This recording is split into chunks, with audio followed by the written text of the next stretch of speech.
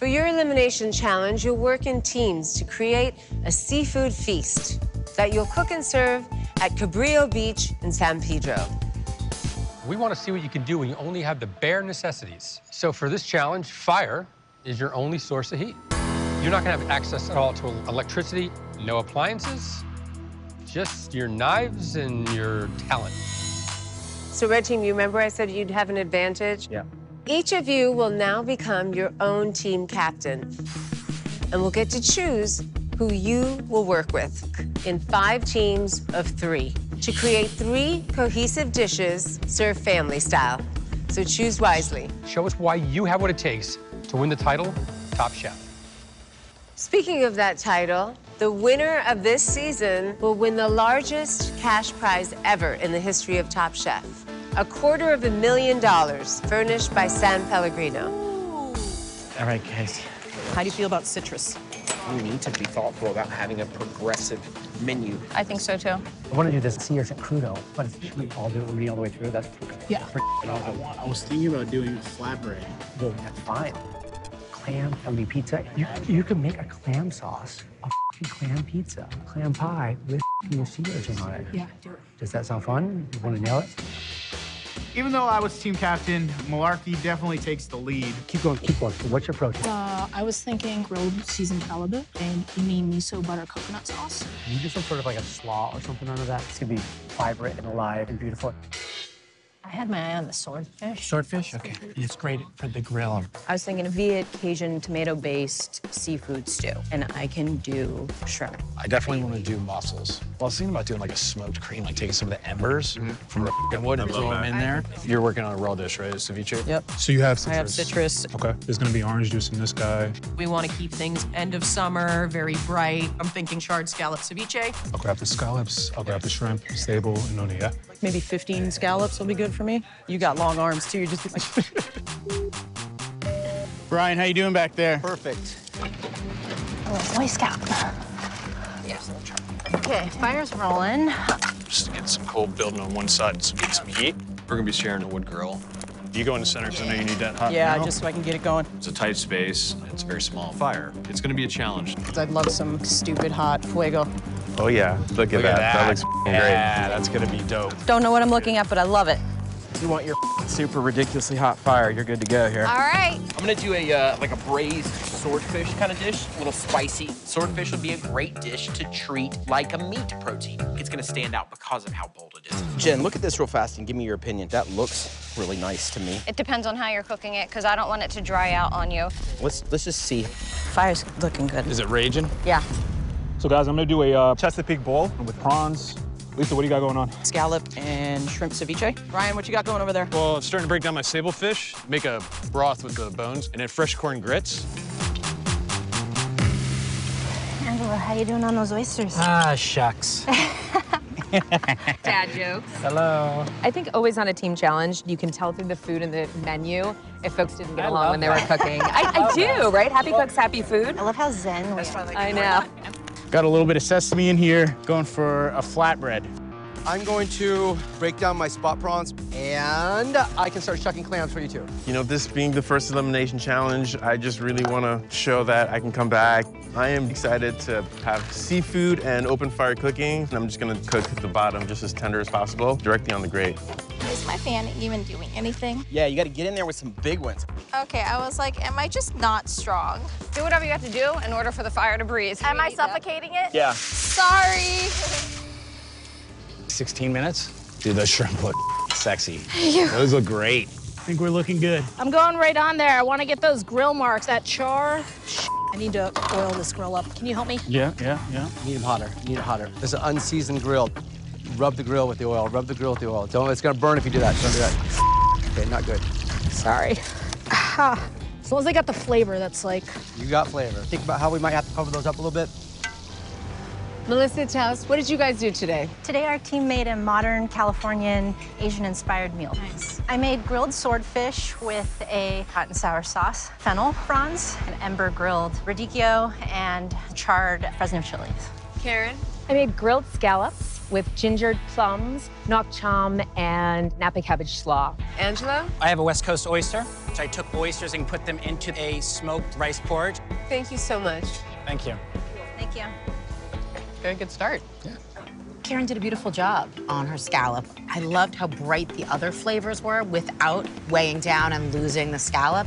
I would agree. I really liked the cabbage. I really enjoyed the plums. I thought it was really smart, the way Karen used Napa, the fact that she's trying to use the grill. With Angela's dish, it was a dish that he wanted to do, and the grill would happen to be there. Right. When I'm eating oysters, I love getting that burst of brininess, and I kind of think it got a bit lost in there.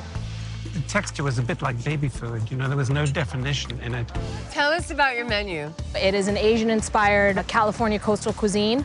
So we have the sea urchin, the local spot prawns, with sun-made hibiscus, ponzu, burnt chilies, burnt avocados. So I wanted to do a sesame and semolina flatbread, some grilled clams and raw clams on top, fried garlic, sea urchins, pickled peppers, and then aioli made out of some Parmesan and miso. And then your entree is a shoyu tare glazed Pacific halibut over charred sweet corn, Napa cabbage, and an anchovy tarragon butter, sea urchin on top, and then uni miso beurre blanc. Thank you, guys. Pleasure, appreciate it. Because it's family style. I don't think I would have chosen a sauce for the halibut nor the crudo that was so thin and watery. The sauces make the flatbread soggy. For Joe's flatbread, I would have taken the uni and just put that, nothing wet. Just, there's too much stuff. I mean, if you're doing a flatbread with all this stuff, it better be crispy. You better get that crunch. Flatbread, it's fine. It's just, it's a little heavy and kind of messy. Ooh, thank you. I get so excited when the food comes, silly. Yellow team, tell us about your menu. What I prepared is the salmon charred on the grill with grilled peaches and then a sauce made from roasted Fresno chili and roasted habanero. So it's really spicy, really sharp. I love this. I love it. Very well balanced. So I prepared for you guys the steamed mussels, ember scalded cream, fresh herbs, toasted bread, rubbed down with some garlic. I made a quick brine prawn, grilled. On top is a fresh charred tomato sauce. On the bottom is corn, celery, and herbs, fried shallots, and potatoes. Thank you, chefs. Thank you. Thank you very much. Enjoy. Nancy, what did you think of this team? I liked everything. I really did. I think this is the meal that we expected and deserved. Yes. Yes. I love it. Blue team, tell us what you made. Today I made for you a spiced tuna loin over grilled kale with roasted red pepper, tahini sauce. Nini? Today I've made for you a grilled scallop with grilled carrots and tomatoes, charred Brussels sprout and fennel salad. Kevin? I made an eye of swordfish, braised in chorizo, sourdough bread that is burned in the coals and crushed, and then it's used as the thickener to this sauce. Coal roasted onion, and then black and green olive, as well as some barely cooked peas. Thank you so much. Thank you. They definitely had an herb line going through all. It's like herbal celebration. Yeah. What did you think of Jen's tuna? I thought the sauce was delicious. I think that dish was the most successful. I would eat Jen's dish for Me lunch. too. Like, any day. Tell us about your menu, Lisa. I did a charred shrimp and scallop ceviche. A little bit of chilies in there, candied squash, sweet potatoes, king oyster mushrooms, avocado. Brian? I did the fresh corn porridge, and then over it is sable fish. Did it with some coconut, and then took the leek tops, charred them on the grill, and made up charcoal oil. Eric? So I did the Chesapeake Bowl. Just wanted to celebrate the prawns, onions, celery, green peppers, a little bit of garlic as well. All right, thank you so much. Truly appreciate it. Thank you.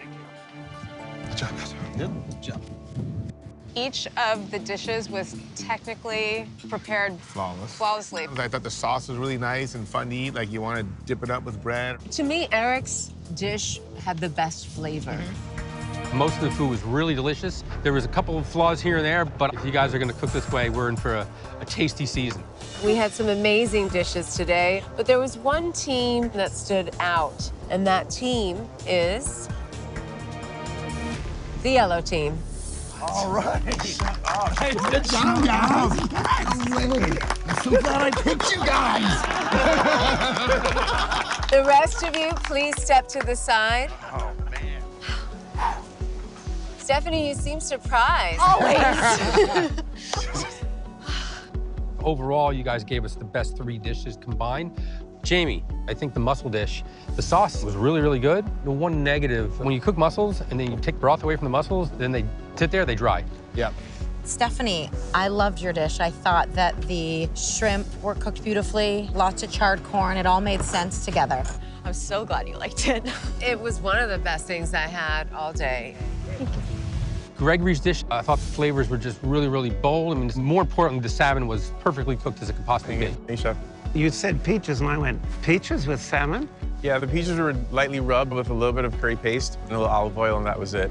Anyway, I changed my mind as soon as I tasted it, so. While this was a team challenge, one chef stood out as our winner. Jeremiah? There was one chef who understood completely what it was like to do a dish here under these conditions, and it was technically perfect. And that chef is Gregory. Thank you. Thank you. It feels so great to have this redemption. This is 16 years of amazing chefs trying to fight for that title. Obviously, I'm here to win. I gotta take it to the end.